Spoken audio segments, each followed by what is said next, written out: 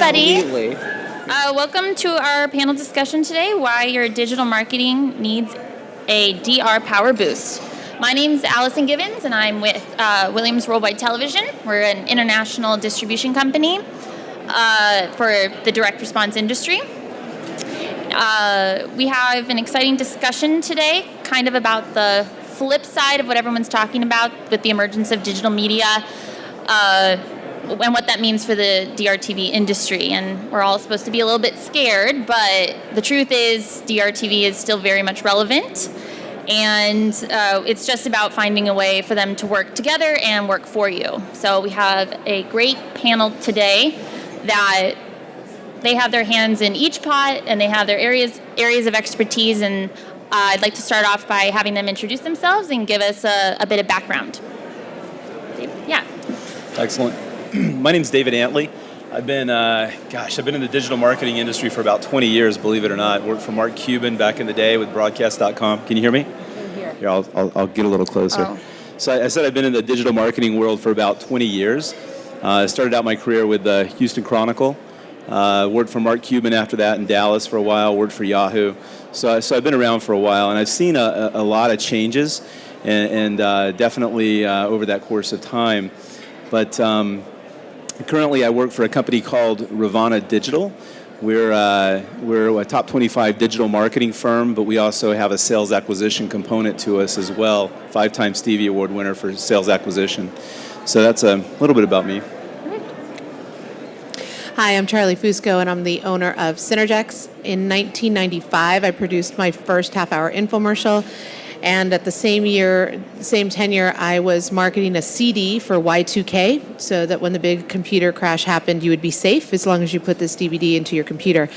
And back then, there was absolutely no internet, no possible way to buy other than calling an 800 number. So I started there, and in 2000 started Synergixx, and we're a full-service agency. So we do creative production, call center, and media all in-house for companies that need to have consolidated services. And we've just become the traditional marketers that really like the digital side because we figure out how it works together. Hello, I'm Albert Piechotta. I don't know if you can hear me. Can you hear me all right? Thank you, Charlie. I started my career working on launching a retail product called Coldies back in the 90s. It's a zinc lozenge. Launched that back in 96, 97. And the product did very well, was very successful. We started with a very short DR campaign, went right to retail and made a transition into retail very quickly. We did that for about 13 years, and recently I've been involved with a startup called Prevention Pharmaceuticals, and that's the company I'm working with today, and we've got a product called Omax 3. We utilize direct response advertising, we utilize digital advertising, as well as retail and an omni-market channel approach. My name is Lori Zeller. I'm the managing partner of THOR Associates. We are a strategic marketing company that creates omni-channel success for products and services. Most recently, we're working more in the lead gen space, where we provide the overall execution of marketing for consumers to purchase generally a service that needs to be done either through e-commerce or through a unique 800 number. Okay. So a good place to start is probably with the basics. When people hear DRTV, some of you might be in that field, some of you might be digital, so you might not know. But when people first hear it, they don't necessarily know the phrase direct response and what that entails. They, and then you kind of talk, it's infomercials and as seen on TV, and they think that they know what that means, but they don't know that DRTV really reaches far beyond that. So Lori, could you start us off and give us a basic explanation of DRTV and some of the common misconceptions?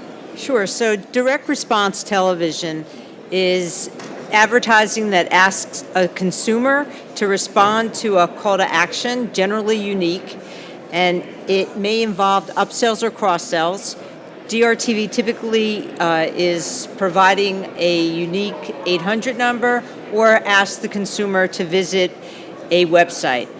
Usually the DRTV is a 2-minute spot, which is most common, or it can be less in length. It could be 30 seconds. We also do long form, which is 28 minutes in length. And then emerging now, which is something that we should talk about, are the 3 and 5 minute units that have been brought and media can be bought for. The misconceptions of DRTV really lie in what the heritage and the legacy is of what happened in the direct response industry over the years. One major misconception is that every DRTV product sold is an as seen on TV product. Also, a misconception is that only DRTV can sell low-end price points, which isn't true at all. It only encompasses infomercials, which are the long form. It runs during overnights. Now we use our media and we look very closely at our day parts, the different times of day, and the different days, what's working best. It's deceptive and it's tacky, which is not true. So what are some of the key reasons marketers should be using DRTV? I'm sorry? Oh, what are the key reasons marketers should be using DRTV? Well, there are many benefits to DRTV, and historically, DRTV drives sales. There's accountability, efficient CPMs and rates. DRTV, as most of you know, is bought remnant, so the way in which you buy it and the amount in which you buy is much more efficient than buying general rates. It builds message frequency. You get much more bang for your buck, as they say. And in terms of lead generation, DRTV has grown and has actually contributed to the success of it. So those are all fantastic reasons, but some still see it as a liability. So can you tell us what are some reasons why it's a very important asset? Sure.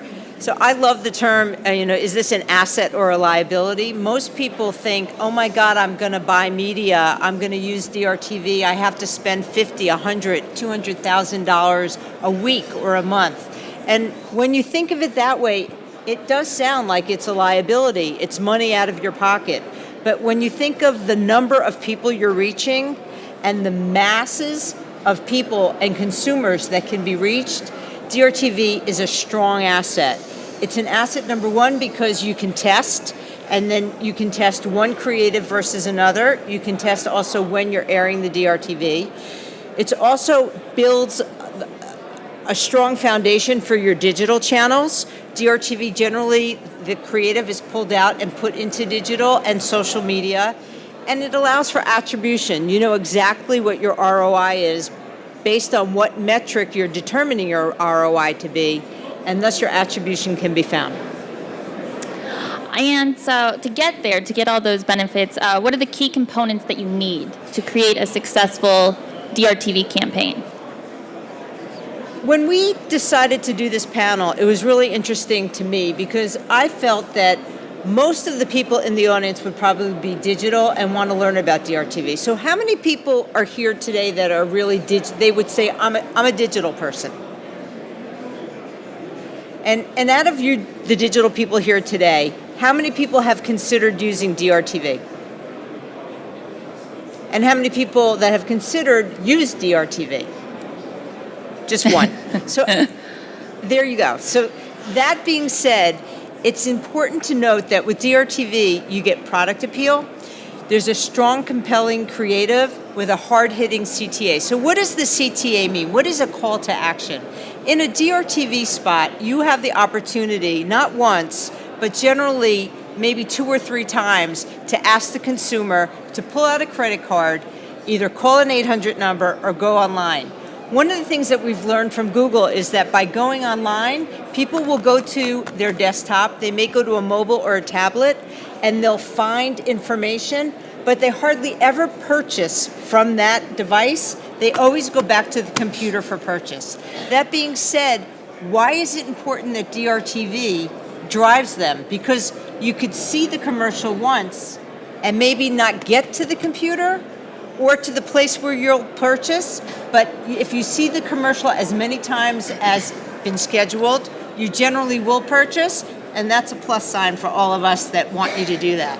There's also a positive customer experience. DRTV is generally, the creatives are done so that they're warm, they're inviting, they're heartfelt, they drive home a point, but they're engaging. And in this day and age, in omni-channel environments, engagement is, as you all know, the key to success.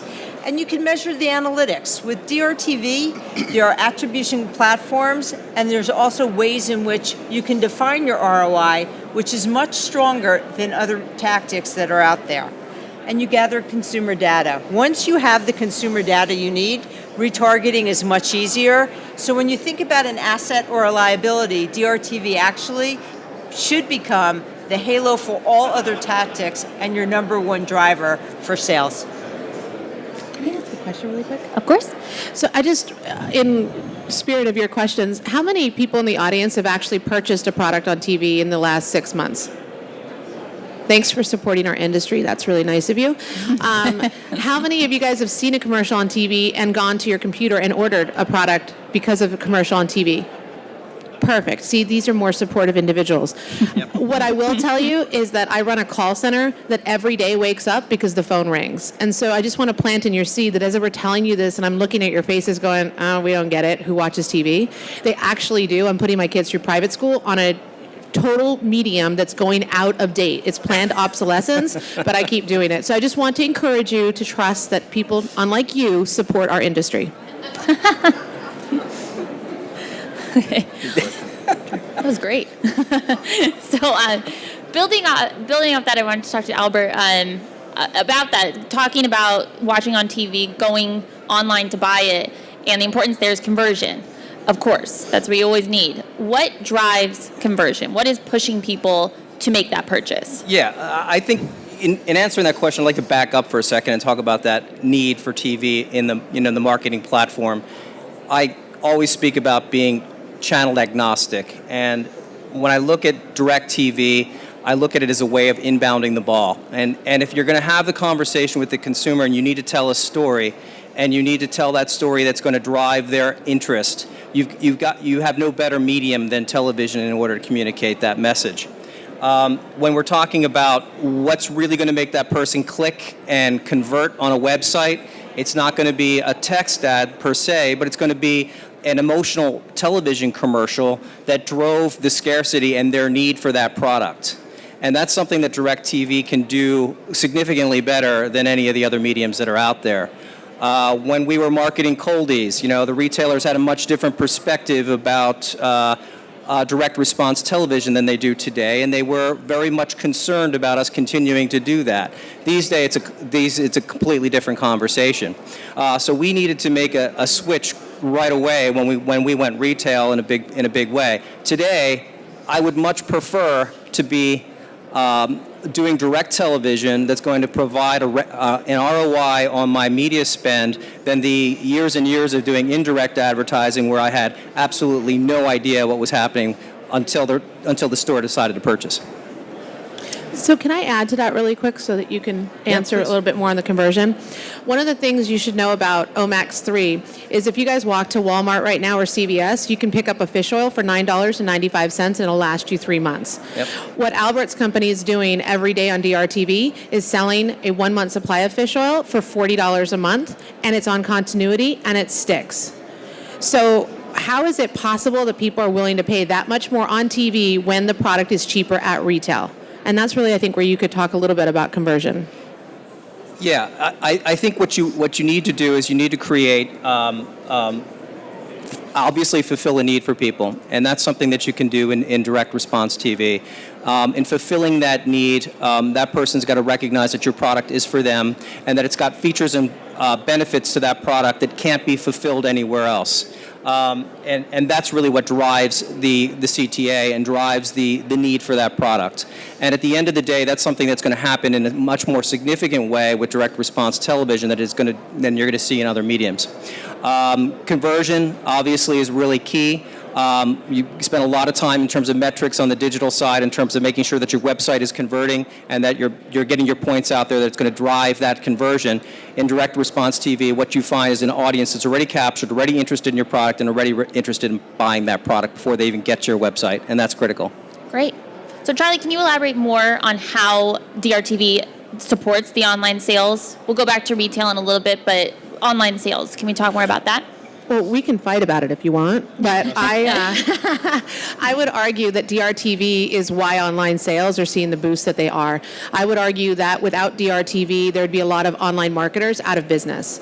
We're seeing it right now, whether you're a private URL or you're on Amazon or you're on a YouTube channel or it's Facebook or any way that you consider being online as a sales portal.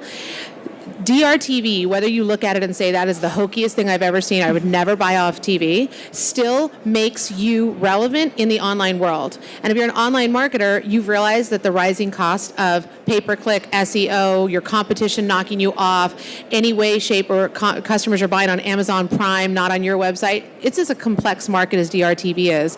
And what we have found specifically is when you have the credibility of one of the older mediums out there, now you go online and people go, wait a minute, I wasn't going to buy from an 800 number, and I'm not buying from their schlocky URL, but I did the research on Google and I found them on Amazon, so they must be a real product. They would have never found you on Amazon if they hadn't seen you first on DRTV. And so part of what we see when we're running a DRTV campaign, we're not seeing the 2.0s, 3.0s of when I got into the business, but we are seeing where we can pay our media budgets in the call center because the conversions in the call center are still double to triple what they are online. The average order value is still double to triple what you'll ever get online. So the revenue per call can actually give you break-even media, and then you go to your vanity URL or your Amazon sales channel or YouTube or Facebook and realize that's now all cream on top of it. And the best trick is if you have a DRTV campaign running and you don't believe that it drives your online sales, then shut your DRTV down. And then at the end of the day, just look at your bank account and you'll see how it impacted your online sales. Or your Google Analytics. Yeah, go ahead. Absolutely, Or Google Analytics. your Google Analytics. You'll see there's nothing there. I would tend to agree with that, with one exception. I mean, this is one thing that I've talked about for a long time. If you don't have brand recognition already, online's not going to be able to help you very much. You already have to have that brand recognition for online to be successful. And so that's where DRTV plays a huge role. A lot of the products probably that you're promoting out there don't enjoy a lot of brand recognition. People don't go searching for them in Google every day. Mm-hmm. So how do you create that awareness? How do you create that brand recognition? It's through running DRTV. It's through creating that awareness, and this is what every great brand does. They go out and they create awareness, whether you're, selling a Snuggie or you're selling cell phones. It's just that the cell phone manufacturers have created a whole marketplace. And so to go online to search for the best cell phone rates or the best cell phone plans or the types of cell phones. You don't know to go online to search for a Snuggie. And so that's what you have to understand when you're running DRTV or you're running digital marketing. You have to understand what kind of brand awareness that you really have and how do you create that brand awareness or that need, as Albert said. And just to dovetail on what he said, if you guys have ever seen a commercial for an app, Candy Crush or any kind of app, why would an online marketer run television if they're an online app? And the part of it is it's really brand equity. And so that's, I think, the important marriage of the two mediums. Perfect. And we're actually getting right into that, so it's perfect. It's a good way to cut through everything, and it builds brand integrity. It cuts down on the internet clutter and creates a buzz that you ultimately need. So the most important part, though, is having your creative help with that message delivery to create that brand awareness. So Lori, can you talk to us how DRTV creative assets are contributing to that message delivery? DRTV, you want me to answer what else can they do? DRTV, when you think of DRTV and what else it can do in the marketplace, there's this, we think of it as a halo effect. So you have to remember that you're engaging consumers in the opportunity to either make a choice or not. In transactional marketing, there's nothing else that matters except the consumer conversion. So when you think about DRTV and what it can do that others can't, or what other tactics can't do, you have to remember that you're reaching on purpose thousands of people that have the opportunity. And the law of attribution, the law of physics, the law of everything allows you to say, this is the one place that I should be. Charlie, do you want to talk to me that as well? Yeah, I think one of the interesting things right now, if you want to talk on both sides of the coin, digital and direct response television, you have to look at people as a community, not as a channel anymore, right? People don't watch TV because it's their favorite medium. They watch channels, whether that's YouTube or Facebook or they're on Netflix. It's all channel agnostic. And so what we figured out about 3 years ago was to say, well, how do you get relevant in a community? And so digital marketers are all about that. What community are you buying, tweets in and Instagrams in? Is it a fitness community, a beard community? But in the DRTV world, you can still do that. And in the back, there's a beautiful woman. You might notice her. She's blonde. And once upon a time, she was on Fox. And what we figured out a couple years ago, we said, well, gosh, what community would recognize and respect her delivering a message that anybody could read a prompter, but she would do it. And so we brought her on and we put her on Fox with a couple of products. And sure enough, anybody who ever watched Fox or Fox-related channels, which CMTV has a 48% crossover rate, all of a sudden we're buying more product, and not just in response rate, but the conversion rate was higher. Because in that community, that talent, Suzanne Senna, was relevant. Right? So when you look at HGTV, you look at DIY Network, Hallmark Channel, it's not about would Jennifer Aniston convert better? No, who is she on the Hallmark Channel? But I guarantee you there is celebrities or social influencers in those communities that all of a sudden, if you bring them into your creative in DRTV and you run them on the Hallmark Channel, you get more eyeballs and more conversion because the audience has to do less believability. Where a lot of direct marketers are falling short is now taking that online, and we've done this a lot in the personal endorsement space. Well, how do you take that connection that you just made in that one community and bring it online? And a lot of that has to do with headlines and copy points and the pictures that are on your landing pages. But instead of looking at one face of your brand, start looking at your short form where you're running it and say, well, what creative can I do there that's relevant to that community? And when I bring it onto digital, how did I aggregate that community there, that awareness? And so I think that's really looking at your proven creative, and maybe you have 3 or 4, celebrities or hosts, but they're now targeted towards a community that's reacting to your brand that you can leverage online. And I just want to add to that, agreed 100%. Just remember this phrase: when people speak digitally, and for those of you that work in digital, and in social, we need them to join the conversation. On DRTV, there's no joining. It's almost a gift. We're giving a gift to the consumer. We're in their homes anyway. They're watching TV, and here they are, and here's the commercial. That's the whole. There's nothing that they have to do other than to embrace the message. And as Charlie said, by creating, and David, by creating a strong enough and consistent message, your brand will get the frequency, your brand will get the awareness, and the consumer will purchase. So I want to jump over to talking about new channels and keeping everything consistent in the message. But with Lori, can you talk to us more about the new technologies that are popping up, like video on demand, and how you have your message stay the same there? So I'm sure everybody here has had the opportunity to be involved with video on demand. It's the greatest thing since sliced bread, because when you're watching Scandal, which I do, and when you need to see the next episode, which I do need, you really want to sit there and be able to watch it. And if you can't be available, there it is.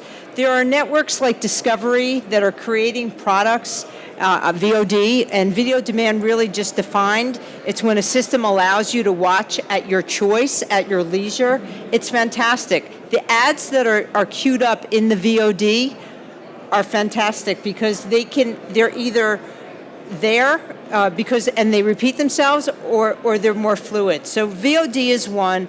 Unwired is when there's inventory purchased from independent stations and sold on national, so that's another emerging market. Connected TV, which I'm sure you all know, it's the conversions of flat screens and computers. But the thing that's really kind of cool and happening is really addressable and programmatic. I'm not sure how many people. Does everybody here, have you heard the term programmatic?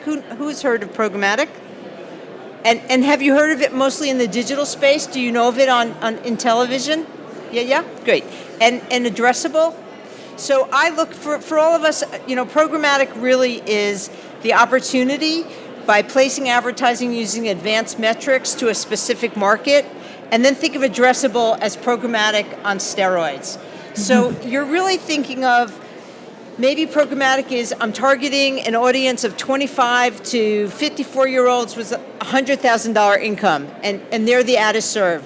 When you think of addressable, think of it, I'm targeting 25 to 54-year-old women with $100,000 income, 2 kids who are over 16 years old, who have been to Aruba and have 2 dogs that are standard poodles.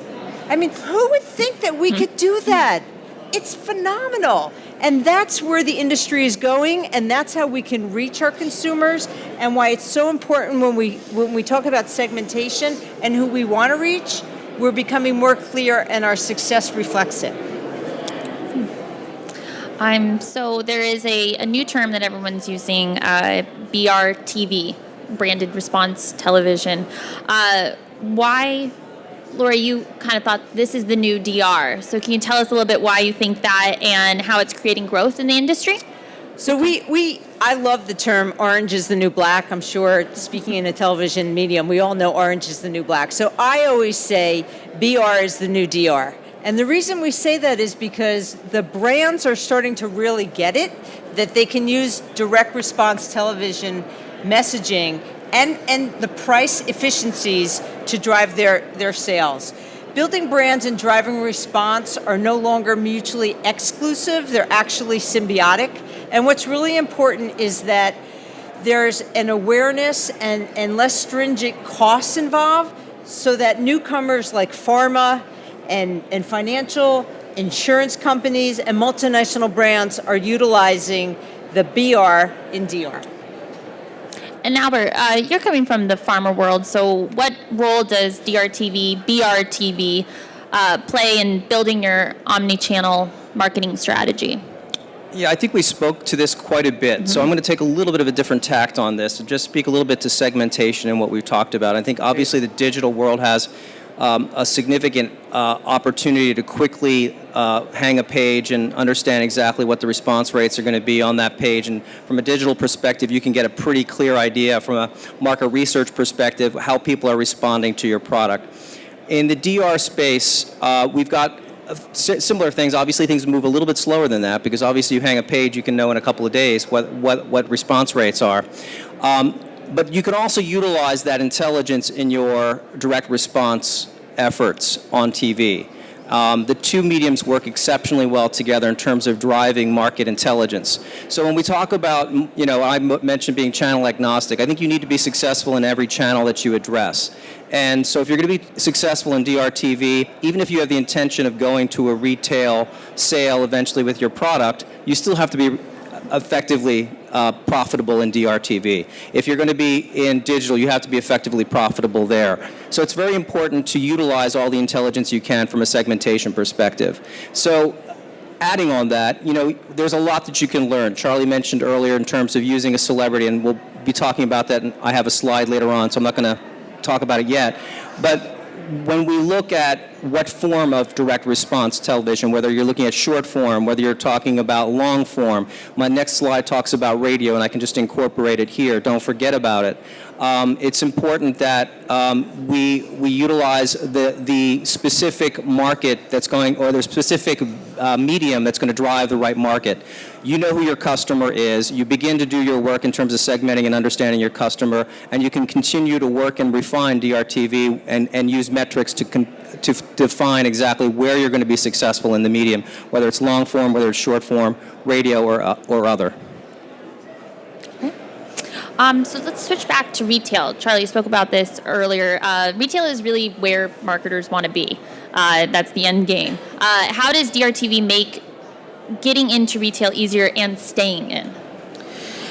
Sure, and that's a loaded question. Anybody who strictly desires to be in retail, that's a challenge, because as soon as you go to retail, you're floating very high inventory for the lowest profit margin, and you're spending a lot of money to stay in retail. And if you do that at the cost of giving up your database, then eventually you're going to have a very short life in retail. And the retailers know that right now, because it's very, very difficult to even get people in stores anymore, much less, keep inventory on the shelves. And so retail, to me, is just one place where your product should be. It's not the end goal anymore. And what is interesting in the transition, I grew up in the film distribution world. And in film distribution, you never got a budget approved to go to film unless you already had theaters willing to play your movie. And you would not get that happen unless you had the right director and the actor signed on. So you were really in film distribution selling the promise of success to do it. And that's no different now. Retailers are done ordering product because you say you're going to market it. They're not going to give you shelf space because you promise that you're going to put the product in front of eyeballs. And what is a lot of marketers are doing is they're spending what I call a lot of money on boots on the street. Salesmen that knock on the door and get you into a retail store. You have inventory in there and it sits. And then the retailer comes to you and says, you better go spend a lot of money to drive to my store. And then you do, and the retailer comes back and says, that wasn't good enough because everyone went to Amazon. And you're like, well, how much more do you want me to spend? Because I'm profitable on Amazon and I did what you said. And so you get into this sort of like, who do I cater to? The truth now is that retailers will knock at your door if you have a strong DRTV campaign because they know that the people who buy on TV still shop in stores, and they know that the people who buy online will eventually see that, and if they're in the store next time, just the whole branded concept, they'll buy it. And so if you're on TV consistently, it doesn't even need to be at high budgets anymore. If you're there, then all of a sudden a retailer calls you and says, hey, we see what you're doing at Amazon and we see what you're doing on TV, we'll put you on the shelf as long as you keep there. And now that budget, rather than you running a media budget to satisfy retail, you're running a media budget that's building your database, supporting your online sales, and now is getting retailers to call you. So getting a DRTV campaign is really important if you want to be in retail. The online plays a huge portion, but you're going to lose a lot to online. So I think that's the consideration you could probably talk to. You don't have to. No, I certainly agree with that. I go back to the lines are really blurring between these channels now, and understanding how one affects the other one is kind of been my mantra for a long time. We constantly have clients coming to us saying, hey, can you help us to promote this new product through digital-only methods? And I have to turn them down quite often because no, we can't. It's an unknown product in an unknown category. Nobody's looking for it, and to try to sell it through display advertising or other things online only is very, very difficult. So what do? I say, look, go start a DR campaign on TV, build some awareness, you leverage online to support it. Now, if they were a known brand, I would say, sure enough, yeah, let's talk now. Or if it was an e-commerce play where they had multiple products where we could run PLAs or things like that, sure, it makes sense. But if it's an unknown product, unknown space, there's nothing we can do for them online. Not much anyway. Okay. And we'll get to digital more and have Did you David see how speak depressed more. they were, by the way, by your answer? Yeah. Like sad faces. It happens every day. People want you to just be able to sell it online because they hear online can sell anything. But the reality is, if you really think of what Google is, they're in the demand business, right? They're in the search business. If you're not searching for it, it's not coming up. So just think about that. You've got to create demand for people to go search for it. Otherwise, you're running display ads. And in terms of running display, without brand awareness, you're going to have it's the same concepts of running DR, but again, you don't have that credibility factor. So you're going to pay a premium to get people to come, and then you're going to have to be able to figure out some way to get there. Albert and I were talking about this earlier. You think of the pharmaceutical space, and you look at the campaigns that do well in the nutraceutical space online. Think about it. Most of them are free trials. And so then they go to a long form landing page where they try to do some pseudo celebrity endorsement, or if they do have a celebrity endorsement, it's on the page. But at the end of the day, you're doing kind of a long form similar to what you're trying to do in DRTV, when probably DRTV in many cases would be more effective than what you're trying to do online. And I just want to add really quickly to show you how it all kind of links together. DRTV is all content. Can you get people interested enough to get the 800 number or the URL? And that's really credibility. And the credibility is, where do they order from? Amazon, because they like that better on Prime, or the 800 number, and that's just a formula you have to figure out. But DRTV leads to a lot of roads, because if you consider places like QVC and HSN, they'll look at DRTV and say, well, man, we should have that on our channel because the content is proven and the credibility is there. So a lot of times they'll see a commercial, maybe you're running $30,000 a week, that's nothing to sneeze at, and all of a sudden you get a call from HSN that says, hey, will you come and send your spokesperson on HSN? We'll give you a trial run. And now you're getting the effects of the volume of retail because they saw that your content is proven. They saw that your credibility in conversion is proven. And so now you're running a DRTV, but now you're on HSN selling the volume, and now all of a sudden retail calls up and says, well, wait a minute, can we just get a lower price point and special packaging so we're not competing? And where did that really stem from? And I think that's why online, all of it kind of mixes together. Yeah. And I would ask everyone to just say, look, buyers want to buy where buyers want to buy, and you should let them. That's really what it is. Yeah, in no way am I saying don't be online. You have to have that online presence, because if they're going to look at you, the first thing they're going to look at is your website, and your website better come across as being credible, and providing them that credibility. So it all does tie together. Yeah, and we're going to get into that real quick. But I just Albert, did you have any thoughts? Back to retail, any final thoughts on how it differs from DRTV from your experience? Well, Charlie totally stepped all over my slides, so I can't have anything more to say. No. What I can add, let me just tell a story. I'm going to tell a story about how advertising indirectly with a retail product that's seasonal is a pain, okay? I'll give you a story. A seasonal product called Coldies that we launched gets sold into retail in Q3, Q4, and the cold season happens in Q1.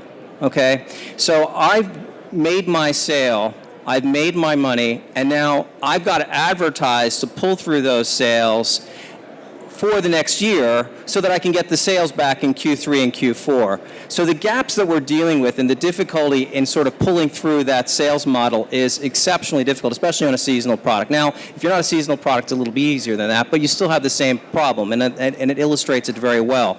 In DRTV, we're getting the response from the customer directly. We're getting that sale directly. The time between your accounts receivable are significantly lessened by the opportunity to go direct to the customer. Whether that's digital, and you guys know that, or whether it's in DRTV, you've got the same model going.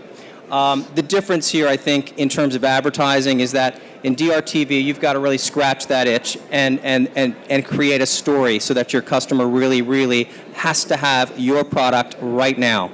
And that's something you can do in the digital by itself. Yes, I would agree with David, that. Did you just say stretch that itch? Scratch. Okay. Scratch the itch. Okay, got it. I was going to say I completely agree with that. You look at products like in the nutraceutical space or in a lot of the spaces where there's many products to offer out there. You go and do a search on it, you've got 10 brands in front of you that you could easily buy one of. That's another place where DRTV really plays a nice role. It helps you rise above the clutter. You start creating, again, brand separation, brand recognition for your product that separates you out from everybody else that's out there. And I would also just add to what he was saying earlier. When you run a DRTV show, and we've seen this most notably in the call center, we used to get huge call spikes. Now we don't, because 70% arguably of our traffic goes online. They don't call. But what they do is they'll go online and they might go to your branded URL and then they leave. So your conversions suck. That's because they're on Amazon trying to see, one, are you there? Because only credible products are on Amazon. And two, can I get you on Prime? And can I get a non-auto ship, or can I get a cheaper deal? And if they don't like the deal on Amazon, they might come back to your branded site, but that's where you start losing the visibility on your conversion.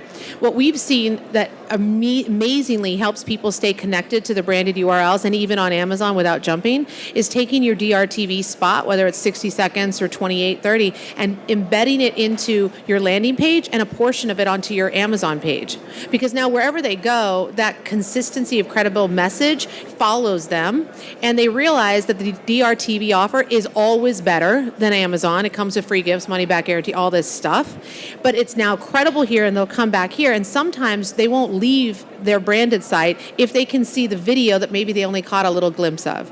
So I think you really need to look at it's all integrated and holistic, where I think a couple years ago, it was like them, the DR people, and them, the online people. And now I really don't see a difference in any of us. It's all about trying to get that buyer to spend money because of the one media dollar we put on television. Right. And I think that's a very, very good point.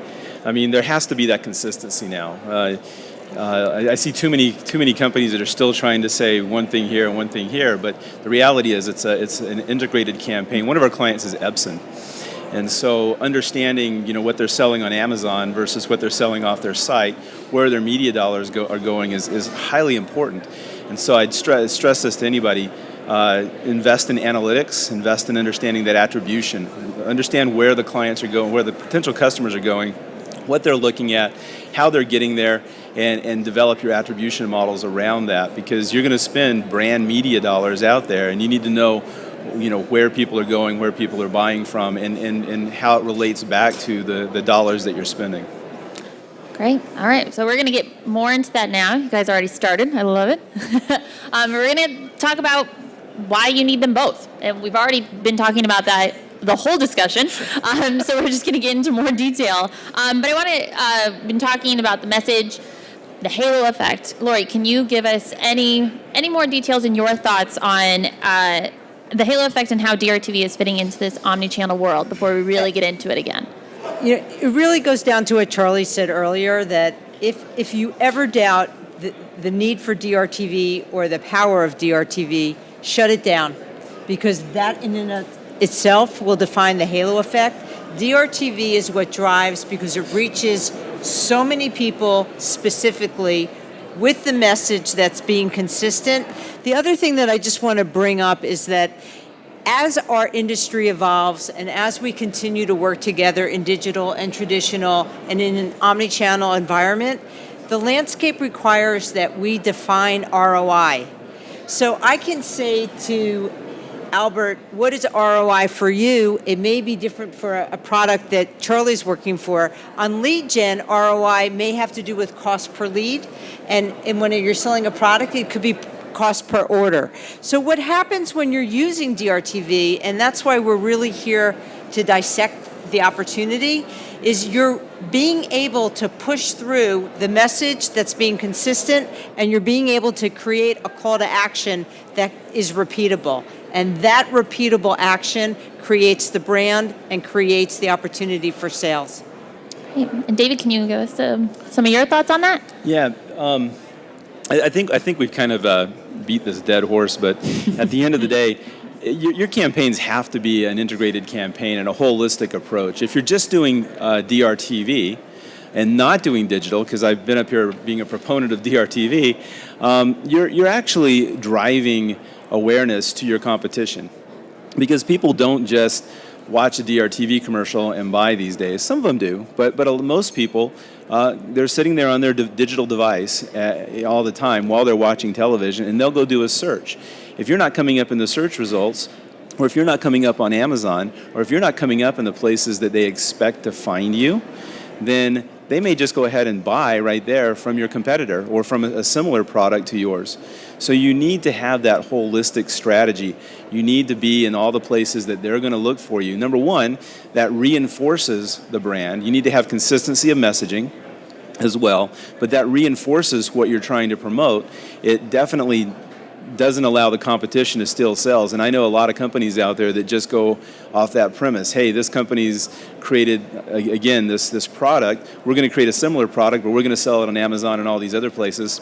And so they just steal sales from the awareness created by the DRTV commercial of their competition. So you need to have that holistic, that integrated approach to your marketing campaign to be able to create this halo effect.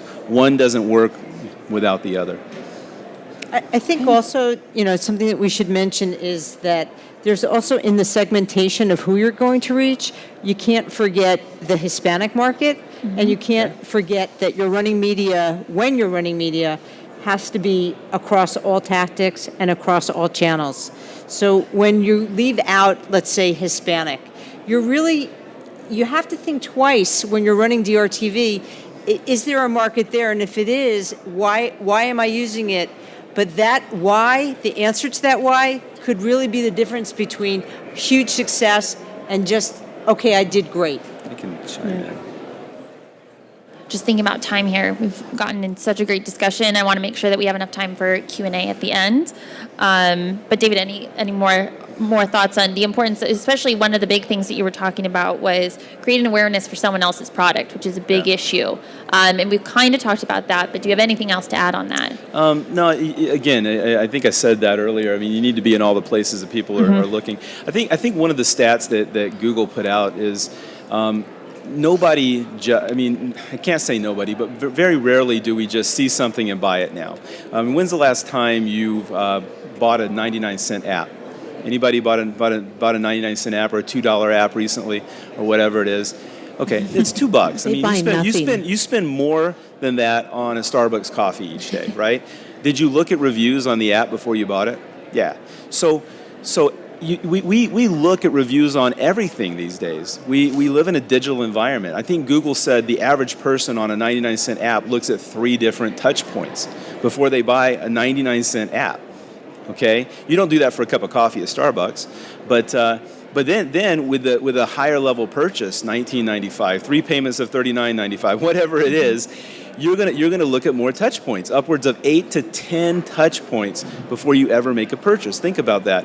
If you're not showing up where people are looking, reviews, if you're not on Amazon, if you're not in search, if you're not where people are looking for these touch points, this validation before they make the purchase, they may not be purchasing from you. They may be purchasing from a competitor or a similar type product.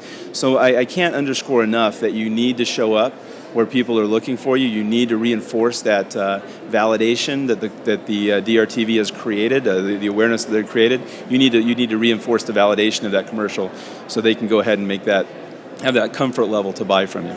Okay.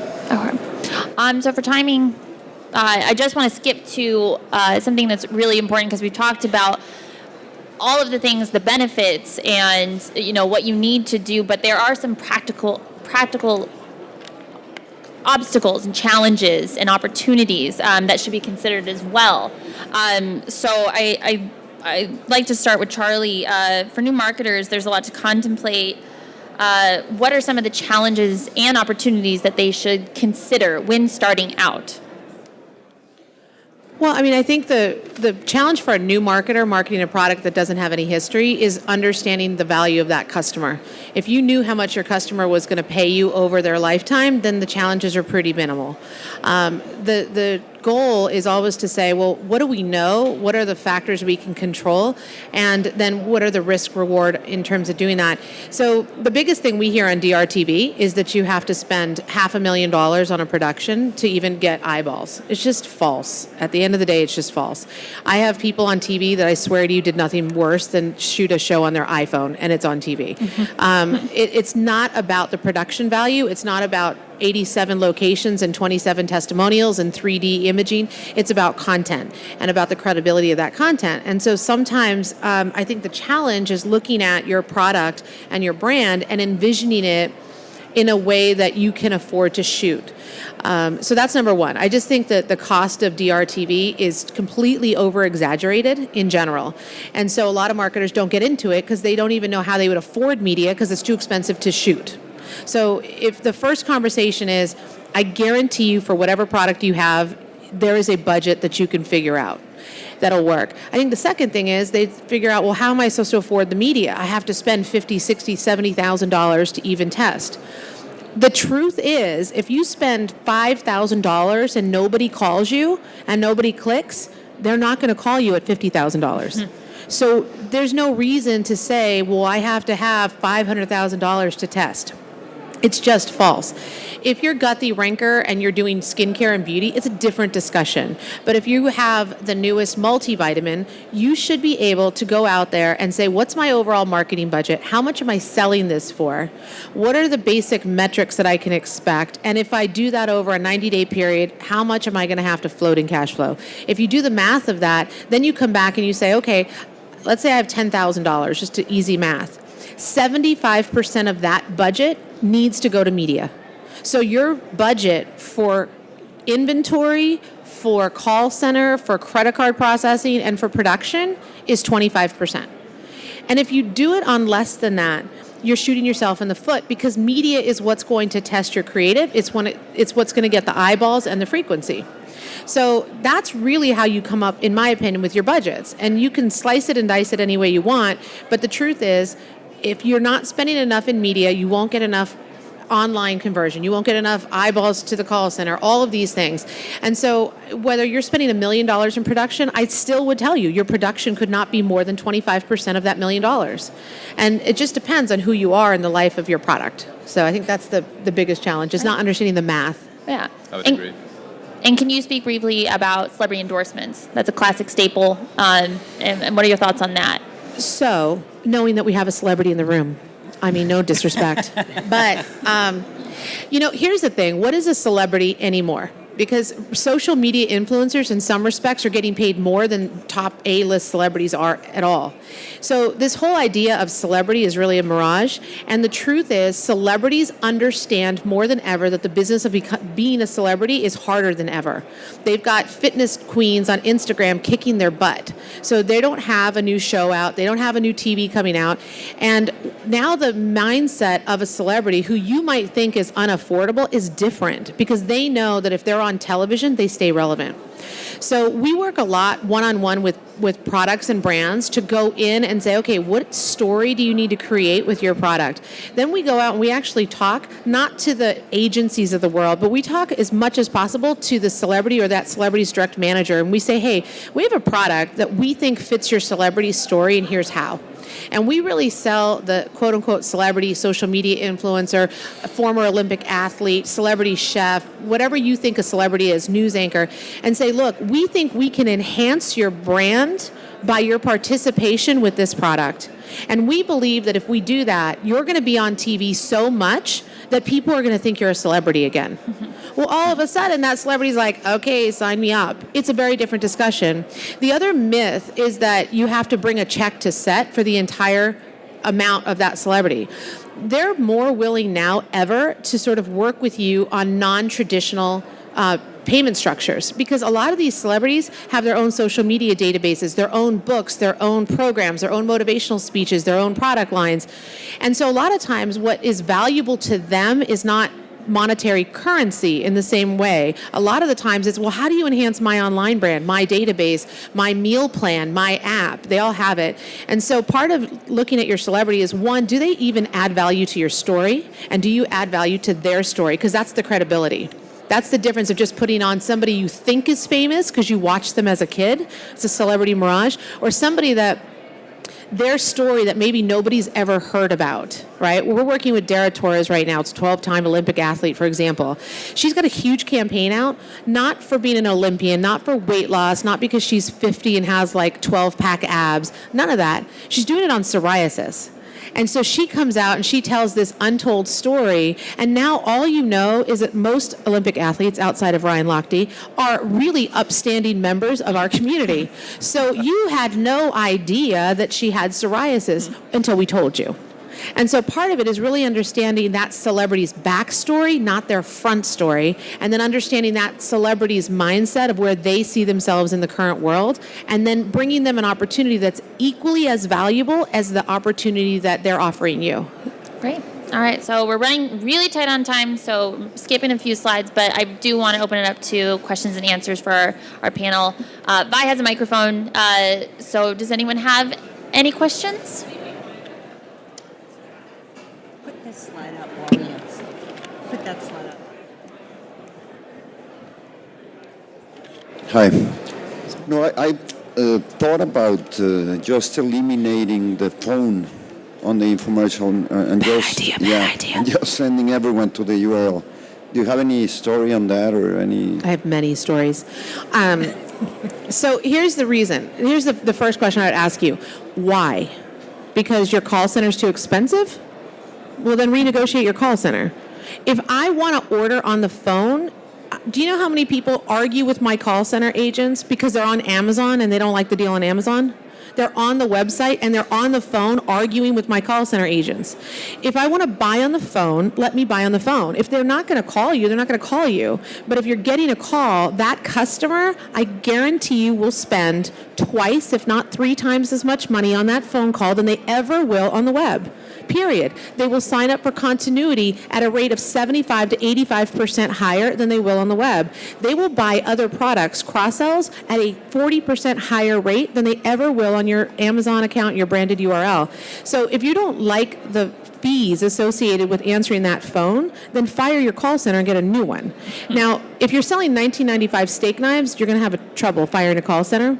But I guarantee you, if you're selling a product that requires auto ship, legacy, has cross sells, think of it this way. If you have two products and you bring a phone call in on one product, but you sell the second one on that same call, you're now running two campaigns for the price of one. And why would you take that away from your call center?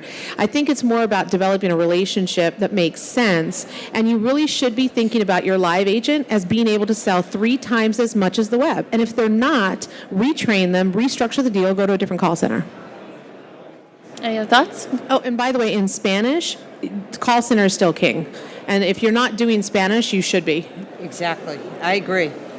The other way to think of what Charlie's saying from a retail perspective, think of Sephora when you go through and you buy makeup. I don't know if the men in the room have, but I'm sure you've been in the store. At the checkout, there are these buckets of products. So when you think of an upsell or a cross-sell, when you're walking through the store and you get mascara, when you're standing online and there's 17 other things that you can purchase, and you put your hand in the basket and you take another product, what just happened? The exact same thing Charlie's saying on a live agent call. That cross-sell, upsell, that 3 times, that's a real number. And that's very powerful. Any other questions? I'd like to add a little bit on the back end, and this is something from a digital marketing perspective. You guys have a lot of advantages in terms of having already achieved. Make sure your tech stack is in place before you start direct response television. If you have your technology in place on the back end, your CRM in place, you have the opportunity to continue to go out and talk to that customer. The difference, again, between an indirect customer through retail and a customer through direct response is that instead of being product focused, you are now customer focused. So once we have you as a customer, once we're communicating with you as a customer, once you have the opportunity to have that person in your database, you can continue to market to them. Advice for starting up is start slowly, scale up slowly. Understand your regulatory market environment, very, very important, and make sure that you become a data hound with everything that you do, because it's really critical to being successful. And I would just give you guys 2 more takeaways. Direct response television is about database. It's about getting a customer into your database that you can talk to over and over again for many, many years. That's not necessarily true when you do straight online, because how many people buy something online and give their fake email address because you don't want to get spam, right? When you create a direct relationship, a lot of the times you now can go back to that customer in a callback, in an outbound campaign, and generate revenue ongoing with that customer. And that's a huge value to a phone room. Is anybody work for Amazon in the audience? Okay. So you know when you buy on Amazon, you're not allowed to have that customer data? There are at least 8 ways to get that customer data. And the reason that you would want it is because you can now contact that customer and encourage them to join your database. And they will do that. And one of the most successful ways to do that is with a concierge call. And so when you start realizing that the phone is more your friend and it generates auxiliary income, you realize that you can spend as much as you want on day one on DRTV or SEO or pay-per-click or retail, and you're still at a limit because you have to wait for the repurchase to really get your money up there. But if you look at what the email capture rate is at a call center that's an integrity email, and what you can do with that call center, now all of a sudden your database does a lot of your heavy lifting. Great. All right, so we've hit 2:30. If anyone has any questions for the panelists, they can come up after. But thank you, everyone, and thank you, everyone, for participating. Thank you, Allison. Thank you, Allison.